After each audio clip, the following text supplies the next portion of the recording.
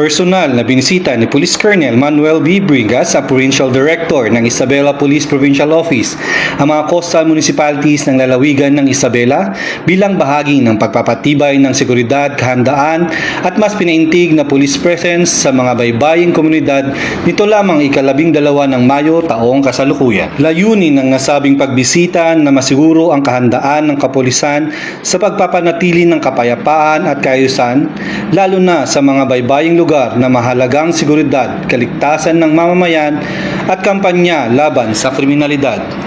Sa isinagawang command visit, personal na nakipagpulong si Police Colonel Manuel B. Bringas sa mga hepe ng pulisya at mga personnel upang talakayin ang kasalukuyang peace and order situation, operational accomplishment at iba pang mahahalagang usapin kaugnay ng pagpapatupad ng mga programa at direktiba ng Philippine National Police. Nagbigay rin ng paalala hinggil sa mas pinaintig na police visibility, disiplina, maayos na pakikitungo sa mamamayan at kahalagahan ng agarang responde sa anumang insidente sa kanilang nasasakupan. Binigyang diin din ni Police Colonel Bringas ang patuloy na pakikipag-ugnayan sa mga local government unit, mangingisda at mga residente sa coastal communities upang higit na mapalakas ang kooperasyon para sa pagpapanatili ng ligtas at mapayapang pamayanan.